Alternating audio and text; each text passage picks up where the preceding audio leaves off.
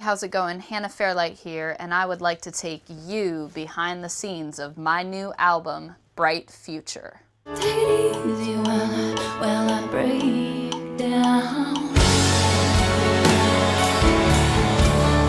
Make it easy while we settle up.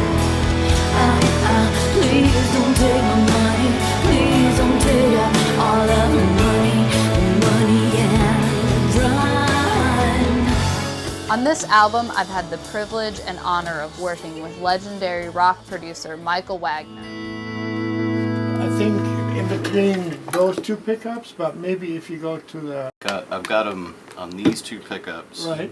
If you go all the way to the end. Michael's worked with rock royalty, including Alice Cooper, Ozzy Osbourne, Skid Row, Metallica, Motley Crue, White Lion, Accept, Warrant, Extreme, and many, many others.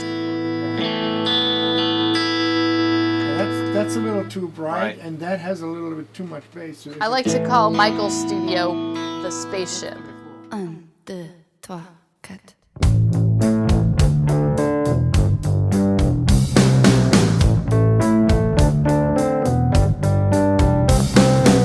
So esoteric, not even your mom can relate.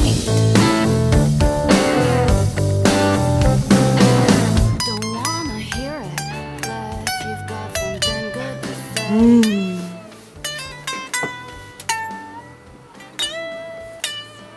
Honestly, I haven't played that since I was in 8th grade.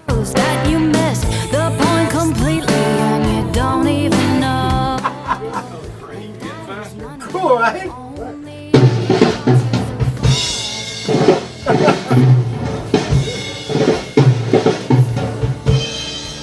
It's a sign of the times. Oh, you don't It's a sign.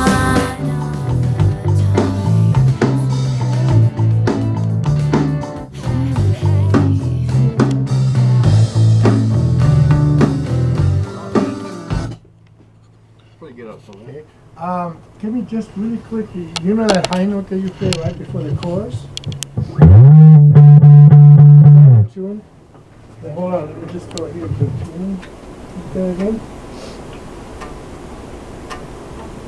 It's just a C half flat. How about this?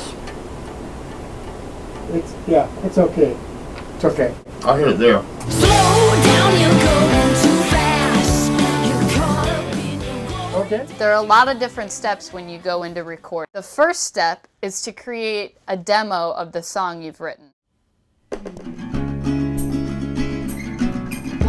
2, 1, 2, 3.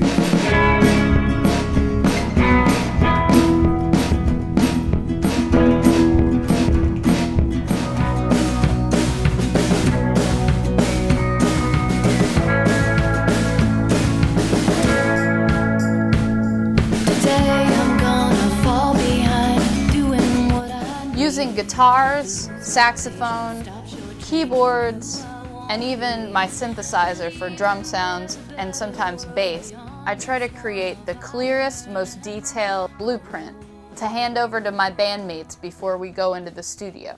All right. So 2 bars up front, you're hearing from the second click. I count you in. All right. Ready in there? There you go. Okay. Sorry. 1, 2, 1, 2.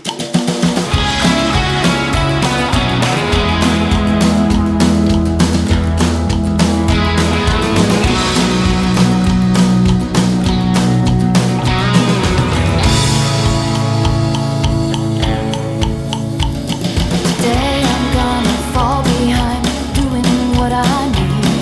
Lose my patience, stop shortchanging who I wanna be. Believing there's a better world beyond this one of iron and gold.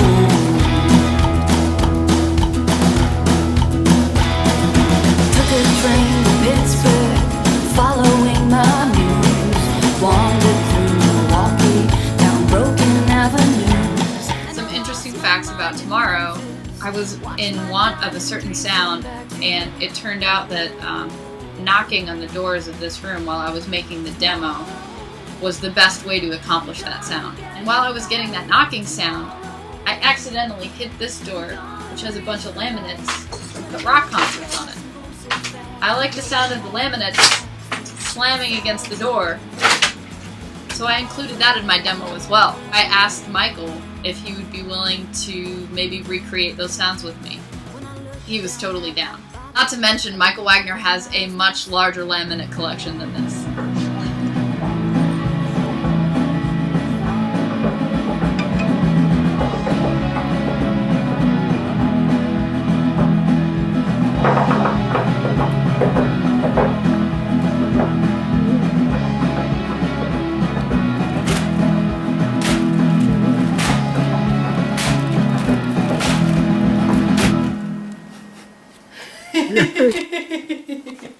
I think we got it.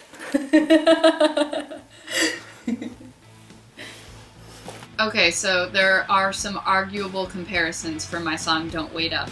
It's a ballad about being on the road, working your tail off, and wanting nothing more than to get home to your sweetheart. Midnight moon must be heartless. I can feel him looking down and taunting us. He's watched the scene play out 1,000 times, but he's never known a love like yours and mine. Working out. I also loved recording Don't Wait Up with Michael because he was all for doing a gang vocal. So I got to round up all my favorite rock buddies from Nashville, and we all stood around this microphone called Fritz. Through the door. Don't wait up. Don't wait up for me. Don't wait up. Don't wait up for me. Gonna drive all night. Race the dawn at night. That's what I think for. We all stood around it and kind of played musical chairs with our spots and switched places. So in the end it sounded like, you know, an arena full of people instead of, you know, just 10 of my friends. Don't wait up. Don't wait up for me. Don't wait up. We did so good to that one time. That we giggled. That's all this Sorry. We can't look at you. I play the alto saxophone, so the song Don't Wait Up features a saxophone solo.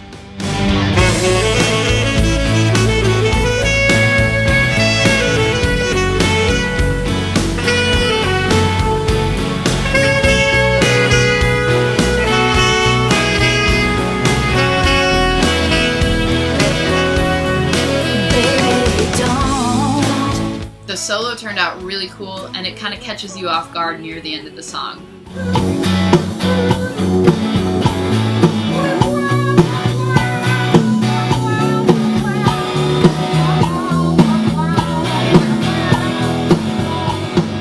Another interesting part about Bright Future is that Michael encouraged me to take some risks and come out of my shell in certain areas. I'm classically trained on piano, and one of my songs, Money and Run, I've been wanting to record for a little while, and Michael really dug it, so we decided to put it on the record. Money and Run is really a song about trust and overcoming old boundaries and limitations.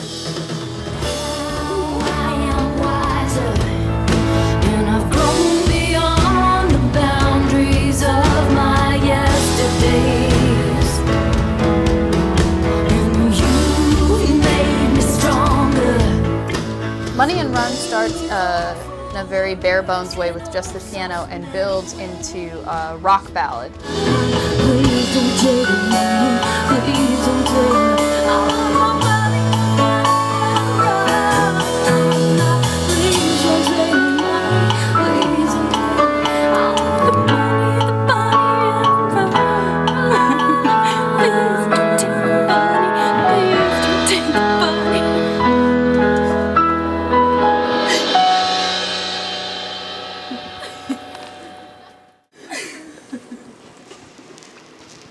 Please don't take the bunny. Please don't. but not least, Bright Future was probably the most out-of-the-box song on the record. Bright Future's really fun because it has a dance element to it, but then during the chorus, it kind of has like a throwback 70s disco beat. 'Cause I think we've got a bright future, a bright future. We can believe when we want to, when we want to. Here's to your bright future, and to my record, Bright Future, which you should buy. Whether you win or whether you lose, whether you're forced, you know you can choose. Whether you're rich or whether you're poor, there's always a way to weather the storm. And we've gotta keep fighting it. Who sang gang vocals stand around it in a circle, stood around. It has a really cool feel that I feel. I have the talented and I would like to take you behind the scenes of my new album, Creatures of Habit. That is not my new album. Take two. So let's go and check out what we have going on. There are a lot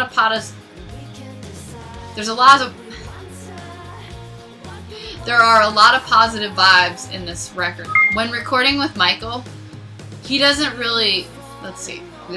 One of the many things I love about working with Michael Wagener is that he's willing to get really weird with you. That sounds terrible. Making it up as I go. What was I saying? This is what happens when you do audio for yourself. Aro. Yeah.